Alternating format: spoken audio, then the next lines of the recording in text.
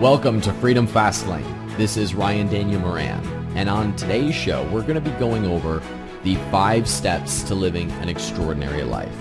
In case you didn't know, this show is called Freedom Fastlane, and there are many different facets to freedom. There is a health aspect, there is a financial aspect, there is a purpose aspect to living a life in which you are free to do the things that you love to do and really live a life that is extraordinary. Now, the mission of Freedom Fastlane, as well as the blog at freedomfastlane.com, is to inspire, educate, and empower people to live extraordinary lives. So we're going to be going through exactly what that means. We're going to be going over the steps that you need to take in order to live a life that is extraordinary and one that you love to live. Before we jump in, I do want to draw your attention to the blog at freedomfastlane.com, because if you're not heading there regularly, then you're missing out on free reports, interviews with experts, as well as opportunities to learn from people who are crushing it, who are living extraordinary lives. So I'd highly encourage you to check out freedomfastlane.com to get the most out of this show. Now, to kick things off, I would be remiss if I didn't tell you a little bit about my story. I grew up in Cleveland, Ohio, one of the poorest areas of the United States, and I was the son of 2 blue-collar workers. I was the son of a teacher and a secretary. But for whatever reason, something in my brain was very entrepreneurial. Something in my brain had a very deep desire to be rich. I had this belief that that was actually part of my calling, part of my purpose, was to be an economic driver, was to be extremely successful. I saw myself as a potential CEO of a Fortune 500 company. I saw myself as getting a lot of significance out of the idea of being a multimillionaire and of being able to call myself a multimillionaire. And so I set out on that path from a very early age. I was the nerd as a 9-year-old who would read books about the stock market, and in middle school and high school, rather than going to parties, was reading books about real estate investment and starting your own business. That's just how I was wired for whatever reason. It made no sense based on the surroundings that I had, but for whatever reason, that's how I was wired. But about midway through high school, I had a bit of a change of heart.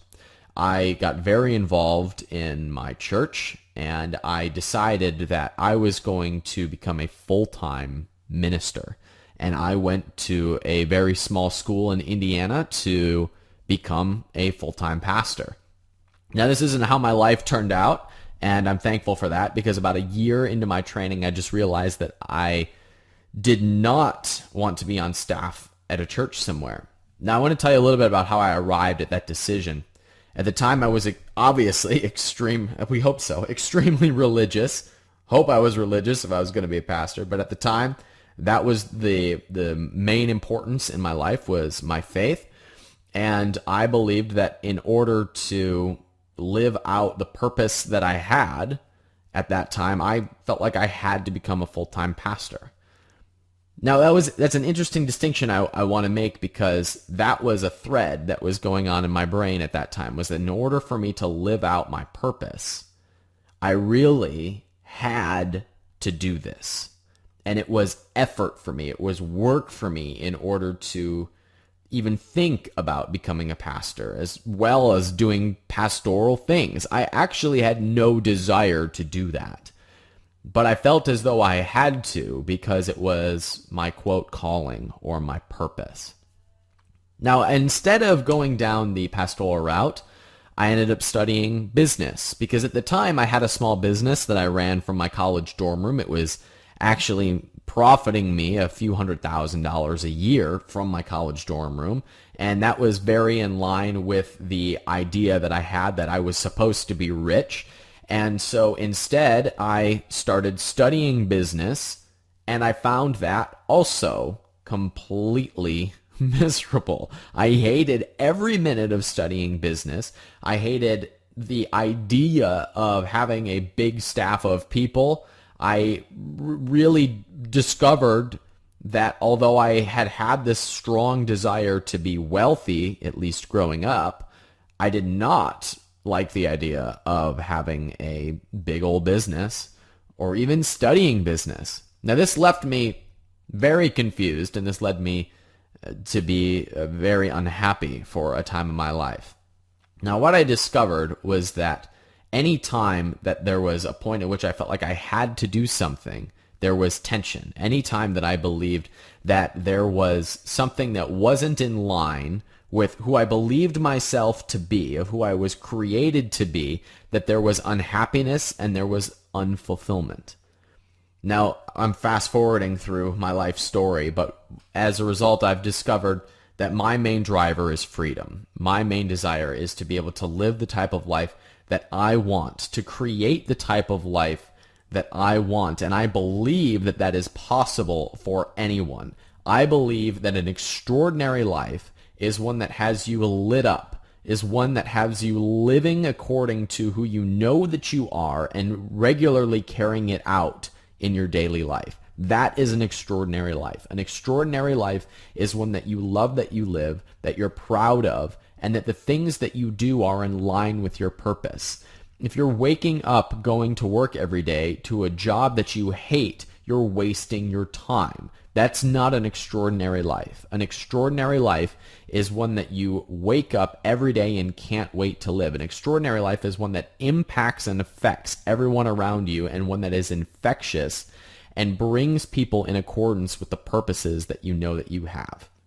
Now, that was a big mouthful, and we're going to break down exactly how you can structure your life and really design your entire life. Your life, especially in today's world, everything is accessible to you.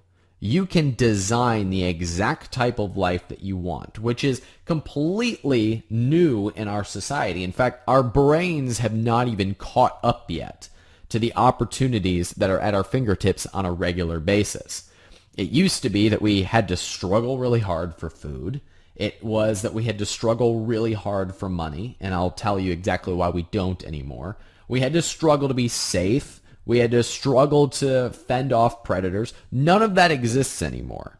None of it. In fact, most of our stresses today are mental rather than physical, which is why we have more depression, more unhappiness, more disease than we've ever had before, even though we have more abundance, more food, more opportunity than has ever existed in society. Our brains have not caught up to that yet.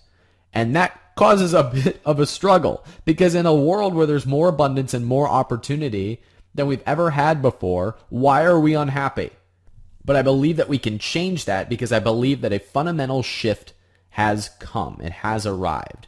There is enough unemployment now. There's enough personal and government debt now. And there's enough opportunity now where I believe that there's a shift happening towards designing the life that you want to live, to you actually being able to create the life that you want to live exactly how you want to live it, and for it to exist. I know this from personal experience.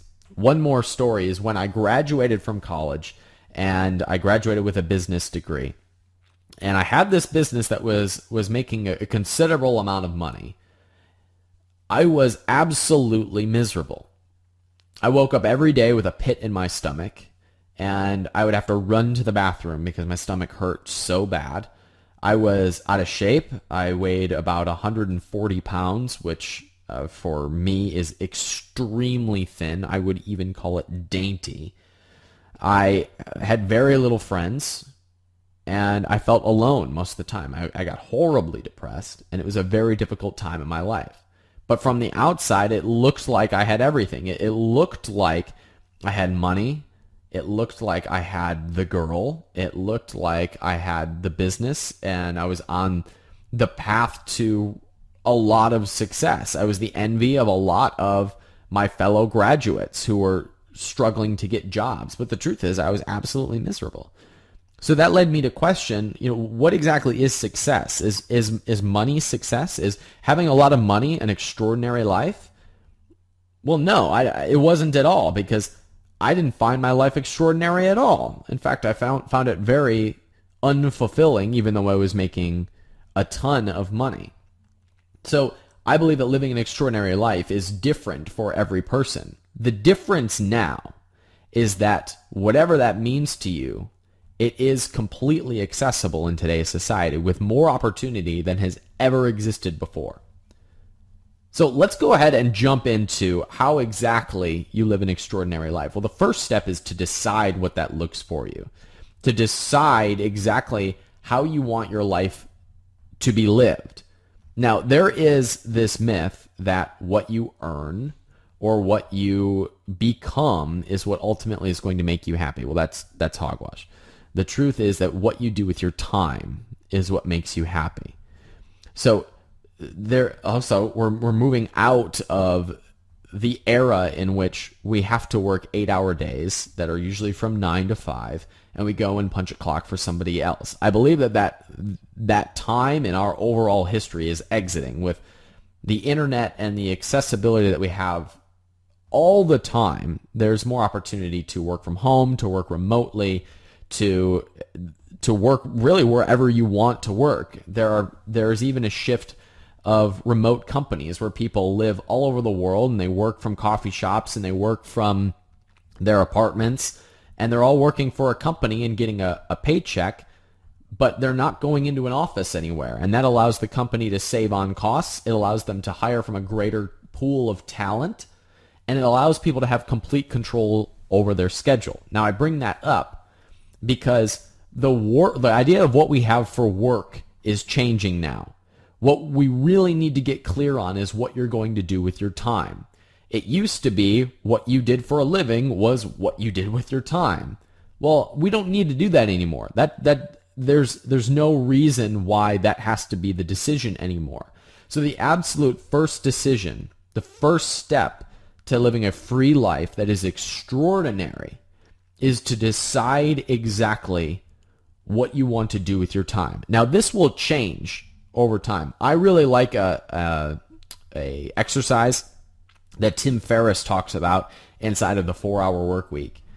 He calls it dream casting or dream lining. I don't remember, but it looks like this. It means writing down all the things that you want to do over the next 6 months, and then in another column, writing down what that will cost, and then adding it up and dividing it by 12, so you have a monthly financed goal, and you say, okay, this is what I need to make per month in order to do exactly the things I want to do over the next 6 months. That's a really cool way to look at it, because really our brains can't see past about 3 or 6 months. There's a temptation to say, this is what I want to do in 5 years. This is what I want to do in 10 years. This is what I want to do in 30 years. And every time I try to make those decisions, I end up messing them up, because life will throw different things at you throughout time that will kind of mess with that plan. So I try to keep my goals between 3 and 6 months from where I am now.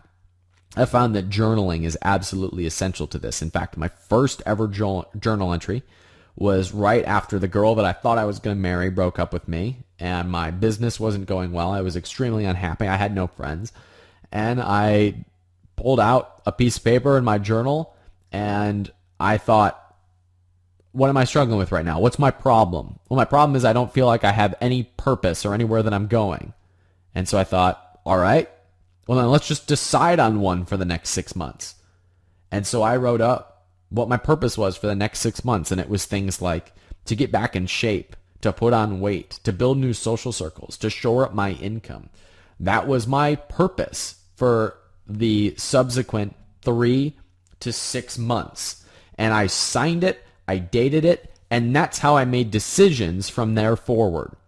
Was anytime an opportunity would come into my life, anytime a person would come into my life, I'd pull out what I had decided I wanted my life to look like for the next 6 months, and I'd say, does this match? Does this fit with what I have of where I am going for the next 3 to 6 months? And if it did, I allowed it in. If it didn't, I cut it off. And that's a really good habit to get into. If you know where you are going, if you are clear on where your life is heading, of what you want your life to look like, then you will naturally bring in and allow in the things that will help you get there. as you cut off the things that don't. We'll go more into that in step 2. But the first step to living an extraordinary life, to living a life full of freedom where you get to call your own shots, is deciding what you want your life to look like. Now, if you have a passion, if you have something that you can wake up in the morning and do all day, there is so much hope for you. There is so much great opportunity and abundance waiting for you if there's something that you just can't wait to do every day. And I don't care if it is yoga. I don't care if it is saving whales. I don't care if it's volunteering. If there is something that you're passionate about, you're in luck. Because if you have something that just jazzes you up every day, the money part is actually, in my opinion, really easy. Now, throughout this show and on the blog at freedomfastlane.com, as well as the things that I publish, we can show you how to have all the income that you want to support your lifestyle if there is something that you're absolutely jazzed up about. Now, I'm a big proponent of lifestyle design, of designing the life exactly how you want it.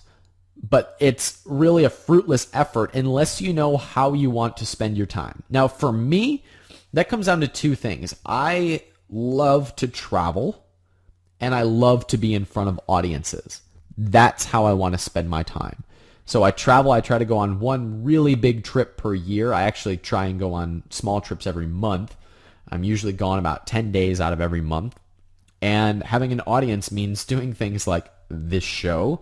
I do improv and comedy wherever I am. I'm currently located in Austin, Texas, and there's a lot of opportunities for that. And that's how I decide to spend my time. And my income supports that. And we'll go into that in future steps. But the takeaway here is decide now what you want to do with your time. If you look at really successful people and you ask them, if you had $100 million, what would you do with your time? A lot of them will turn to you and say, what do you mean? I'm doing that already. Now, that's a really great question, and it was given to me by a friend of mine who asked me once, Ryan, what would you do if you had $100 million? And I said something like, I would buy a bunch of real estate, and I'd buy a bunch of stocks, and I would invest in this and this. And then you say, okay, then what? And I was like, well, then I would go on a big trip, and then I don't remember what I said, but then he said, okay, well, then what? And at first I was getting really annoyed. I was like, why are you asking me this question? And then I got to the point where I was going to buy the Cleveland Indians, and I would be sitting in the dugout rooting for everybody. And he said, well, then what? And then I was like, and I didn't know. And he said, see, the question here is, what are you going to do with your time if you had infinite abundance? Now, all this investment stuff that you talk about, all of this stuff that you're going to do with your money is fine, but what are you going to do with your time? Because that is what is going to make you happy. Have I belabored this point enough? What you do with your time is what is going to make you happy. So the first step to living an extraordinary life is deciding, how do you want to spend your time? What makes you the happiest? What activities do you get involved in that absolutely light you up? Because I can teach you how to spend your life doing those things that light you up. And you know what? When you're lit up, when you're living an abundant life, when you're really free to live an extraordinary life, are you more or less giving? Are you more or less selfless? Do you help more or less people? Well, it's more to all of those. I believe that freedom makes people better. It makes people do more, be more, and give more. And that's why lighting people up is my purpose behind Freedom Fastlane. So step 1, decide what you're going to do with your time. Decide what you want your life to look like. There's a great book. It's called The Phoenix Formula. You can get it on Amazon. And it walks you through a little bit of visualization of what you want your life to be like. Cliff Notes is just getting very clear on the things that you want, the things you want to have, the things you want to do, and the things that you want to learn. Those are all great ways to get clear on how you want to spend your time. What do you want to learn? What do you want to have? And what do you want to do? And it's okay if this changes every 6 months or so. The important thing is, how do you want to spend your time? What do you want to do? Who do you want to impact? And get clear on that, because the rest of it is really easy once that piece is clear. Clarity is very important here because it's the most important step, and the rest will naturally fall into place once you have clarity on what you want to do with your time. All right, so step 2, after you've decided what you want your life to look like, step 2 is to contract. This is a really simple step. This is simply looking at the things in your life that don't serve that vision and cutting them out. I believe very strongly that almost everything, if not everything currently in your life, is a choice. When you wake up and you go to a job and you say, I have to go here, that's actually a choice. You don't have to wake up and go. You could stay home and not go. You would lose the job and as a result lose a paycheck. And that's a choice. If you go to work because you want the paycheck, that's a choice that you made. If you stay home and you don't get the paycheck, that's a choice that you made. And neither one is better than the other. They are simply different choices. That relationship that you're in is a choice to stay in. Whether you are happy or you are unhappy, you are choosing it every day that it's there. If you are unhappy in a relationship and you're still in it, you are choosing that relationship again and again every day. And I'm not saying that's a good thing. I'm not saying that's a bad thing. I'm simply saying that that is the choice that you are making. As a result, you are responsible for the things in your life. Did you catch that? Everything that is in your life, you are responsible for.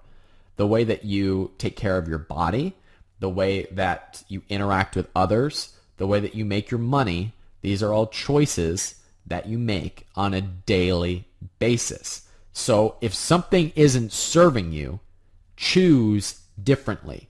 Cut out the things in your life that aren't serving you. A great way to do this is to simply make a list of what you're doing with your time on a daily basis. If you can do this over 2 weeks, that's ideal. And look at the things and say, especially the ones where you're spending the most amount of your time, and simply say, is this serving my overall purpose? If it is, keep it. If it's not, cut it out. If it's not serving you, cut it out as much as you can. Sometimes you can't cut out people, or you can't cut out certain things that don't serve the overall vision, but cut out as much as you can. I found that if I simply lock myself out of Facebook, except for maybe once or twice per week, somehow 2 new hours in the day suddenly show up. Now, were those 2 hours not there before? Of course they were there. I was just distracting myself every hour by checking my messages to see if I had new ones. Or if I only did email once per day, I suddenly had an extra 90 minutes in my day because I wasn't responding to every email as it came in. I was just responding to it once per day, and all of a sudden all this new time existed because I was being productive, because I was cutting out distractions from things that really didn't serve me. So step 2 is to contract and to eliminate the things that aren't serving your overall vision. For me, since my core value is freedom, I got rid of most of my belongings. I own very little. In fact, I can fit all of my belongings except for my bed in my car. Now, I have an SUV. It's a crossover vehicle. It's decent size, but I can fit everything I own in my car. So if I want to move, I can throw all my stuff in my car and start driving, and I've done that before. That's very important to me, is having the freedom of location in order to be able to choose where I want to live and be able to go where I want at the drop of a hat. So I decided that for me, one of the things I needed to cut out was stuff. And so I don't own very much. That will change later in my life as I settle and as I have a family. But right now, it doesn't serve the vision that I have for my life. Therefore, I don't have much stuff. I cut out the things that didn't serve what I decided on in step 1. So step 1, decide what you want your life to look like and how you want to spend your time. Step 2, contract and eliminate the things that don't serve you. Step 3, expand. Seems kind of contradictory. Step 2 is contract. Step 3 is expand. But expanding is expanding your income and expanding yourself. There are so many ways to make $1 million. There are so many ways to make a lot of money on a regular basis and have automatic, what I call guaranteed automatic income. There's so many ways to do it, and I'm not going to cover them in this call because each one kind of gets its should get its own time. But there are plenty of ways out there if you open up your eyes to having autopilot income that doesn't come from you going in and punching a clock. In fact, I will argue that that old way is fading. The idea of going in and working exclusively for someone else as your main source of income is dying. It's becoming, it's a dinosaur. It's going extinct.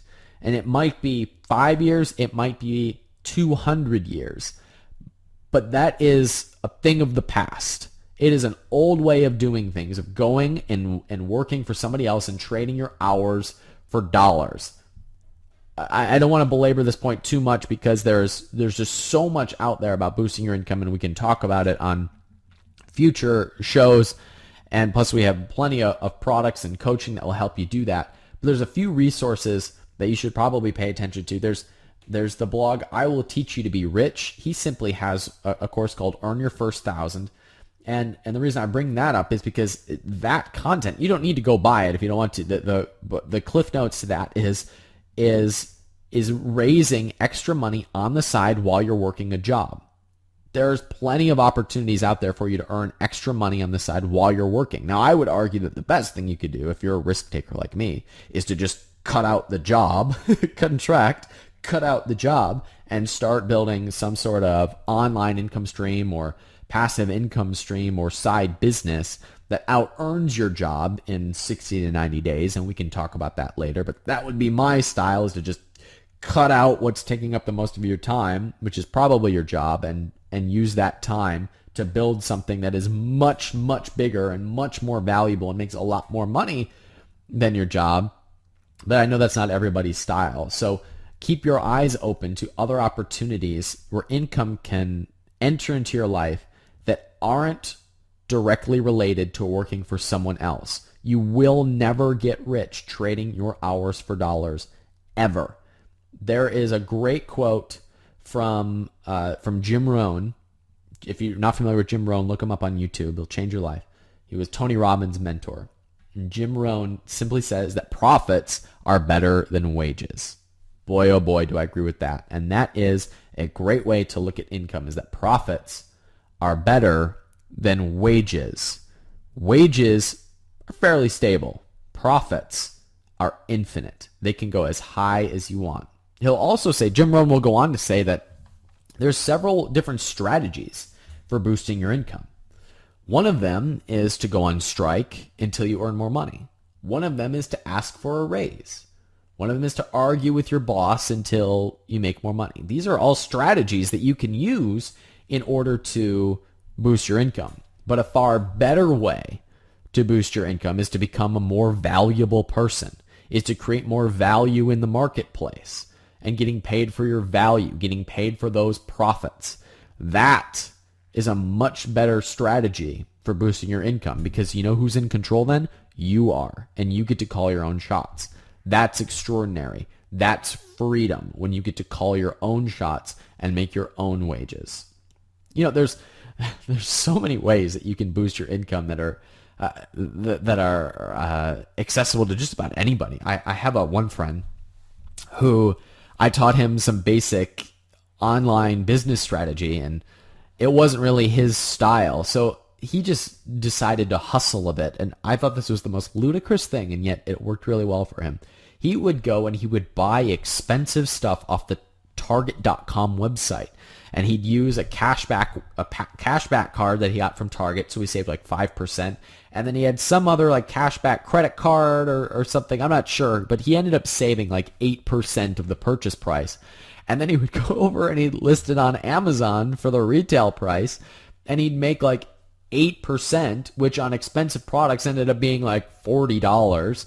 And then he started doing that several times a day or several times per week. I mean, it's more work than I personally cared to do, but he just found a creative way and a creative place where he could get something at one price, sell it at another price, and that was his side income.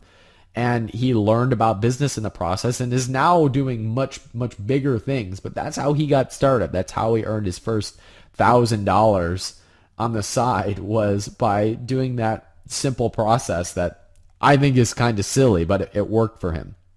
So step 1, decide what you want your life to look like. Step 2, cut out the things that aren't serving that overall vision. And step 3, expand your income and yourself. When I say expanding yourself, I'm talking about becoming the type of person that attracts the things that you want, rather than going out and feeling like you have to force the door down everywhere you go. I realized this when I was traveling through Asia. I was in Thailand and the power went out one day, and it went out for 10 hours. And while the power was out, I had no email, I had no Facebook, I had no phone to check. So instead, my brain got really peaceful and really creative. And I had this big aha, and I have a big journal entry about it, where I realized that I had spent the majority of my time and my energy trying to go out and get everything that I wanted. And that strategy wasn't working for me. Now, in particular, I had this realization around money, and I had it around dating. I feel like I had to go out and get the girl, I had to go out and get the money, and that strategy wasn't working. And what I realized was I had to change up the strategy and instead focus on becoming the type of person that naturally attracts those things. So what does a person look like who naturally attracts financial abundance? He's somebody who's disciplined, somebody who is well-read, somebody who's focused on growth. And that was the type of person I needed to become in order to attract financial abundance, rather than go out and beat its head until I finally got it. And same thing with dating. You know, I had to become the type of person that naturally attracted the people that I wanted to be around, rather than going out and trying to force my hand. And I have to tell you, everything is so much easier when you're focusing on attraction rather than going out and making it happen. And I'm not necessarily talking about the law of attraction and thinking about what you want, although thinking about what you want ain't a bad place to start. I'm talking about becoming the type of person where when you're ready for it, those things just show up. The things that you want just start to show up because you're the type of person that gets it, because you're disciplined, because you are present, because you are a go-getter, because you do what you say you're going to do, because you have integrity. Those things show up. The things that you want show up to those who are ready for them, who are the type of people who attract them into their lives. Step 4, invest. Step 4 is taking the money that you earn once you have expanded your life and investing it so that your life continues to build. Now, let me make it clear that everything that you spend your money on is an investment. Everything you spend your money on is an investment. And it might be a good investment, or it could be a bad investment. When I go to the grocery store, I'm investing in food that is either going to make me feel great or food that is going to make me feel like crap next week. And I invest that money into what's going to bring a return. So when you buy food that makes you feel good and makes you energetic, that comes back tenfold. Because when you're happy and energetic and healthy, you are more likely to do the things that you need to do that will bring an immense return in both finances and happiness, and bring those things into your life. Whereas if you feel lazy and lethargic and sleepy and depressed because of what you're putting into your body, are you going to make more or less money? Are you going to interact with higher level people or lower level people? Well, the answer is obvious. So when you buy food, it's an investment. When you buy clothes, that's an investment. When you spend your money on partying and doing things that are temporary, that's a short-term investment. And so I like to take the principle of I only invest my money in things that are going to bring returns. Now, that can be going out and having a good time with someone who can serve my life in some way. And that could be romantic, and that could be someone who's a business contact, somebody who is going to fill up my life, somebody who is going to make me feel more fulfilled so that I am in a place where I can create even more abundance. That is an investment. Going out with business contacts, going out with people who light you up and make you feel fulfilled, spending time with family, it's all an investment. It's simply, where are you investing your time and your energy? Where is that going, and is it bringing back more, or is it depleting you? If it's depleting you, cut it out. Now, there's a financial aspect to this. I have a very simple financial strategy. I have businesses. I build my businesses so that they are as hands-off as possible, so that I have money whether I am working or not. That's how I run step 3 to expand. I build businesses that make passive income, and I pay myself a salary. I live on that salary. It's actually a fairly modest, low salary, and I live on that. At the end of the year, there's usually extra money that I bonus out to myself, and I put that into real estate. Pay cash for houses and rent them out. That's my strategy. And then with the money that I make from real estate, from those rentals, I put those into dividend-paying stock. And we can dive into this on a future class, but that is my overall financial investment strategy. I pay myself a salary, and that's what I live on. With the extra money, I put it into real estate. With the money I make from real estate, I put it into dividend-paying stock, and that creates a really nice cycle, that feeds itself of creating more and more abundance as time goes on. Now, your strategy may be different. That's simply my strategy.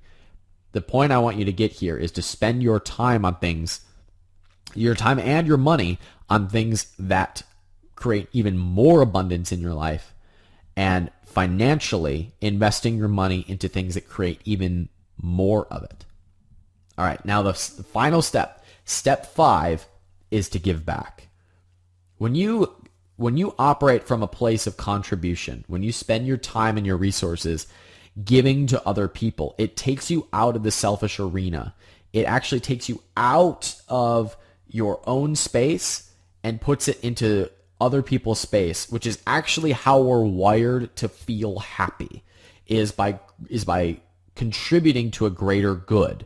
And I don't mean that in any way except for biologically. That's how we feel good, is by contributing to others. There's a great documentary called Happy, and they argue that the secret to happiness is actually getting out of yourself and contributing to other people. It's like cocaine for the brain. I think it was that and competition. Competition and contribution are the secrets to happiness. That's what feeds our brain and makes us happy. I had a pastor growing up who would say there's 3 ways that you can contribute to others. You can do it with your time, you can do it with your talent, and you can do it with your treasure, with money. Those are the 3 ways that you can give back. I don't care how you do it, but spend regular time giving back, getting out of the selfish arena and contributing to other people, because that's what makes us happy. That's what fills us up. It's what fills up the cup for us to be able to then put it back into our lives and continually feel fulfilled. If you can combine them together, if you can combine how you spend your time with a way of contributing, that's beautiful. That is beautiful. If you can design businesses around that, or where you're investing your time and resources around contribution, you're in pretty good shape. That's why I do this show, because this is me contributing, and it also feeds what I'm passionate about, and it feeds my businesses. So let's go through the steps very quickly. Step 1, deciding what you want, getting clear on what you want your life to look like. Step 2, cutting out the things that don't serve you. Step 3, expand your income and yourself, becoming the type of person that naturally attracts what you want, and expanding your income in ways that don't require you to trade your hours for dollars and don't require a paycheck from someone else. Step 4, invest. Everything that you do, everything that you spend money on is an investment. Is that investment giving you more abundance or less? Is it filling you up, or is it depleting you? In step 5, giving back. is contributing to other people, getting out of your own personal space and putting yourself in a position to contribute to others with your time, your talent, and or your treasure. There's a few things that I want you to think about as we wrap things up. And one thing that I like to say on a regular basis is that there is no destination, there is only progress. There is this idea of one day we will make it, of one day we will have arrived, of one day we will reach the pinnacle, but that doesn't exist. And those who think that there's something else outside of them that can complete them are living in an illusion, because we're already complete. We have breath in our lungs, we have consciousness, we're aware of ourselves. We are complete, and there's nothing external that can make us more complete. Instead, our lives are kind of like a stock market. There's ups and there's downs. We can't see what the next day is going to bring, but overall, there is only growth, there is only progress, and it's all part of the process. If our lives are in a regular forward motion, in a place that has an upward trend, as we say in stock investing, that is an extraordinary life that has continual growth, that has continual progress without a necessary destination to make us happy. That is how you live an extraordinary life. That is how you free yourselves of the shackles of this old way of doing things.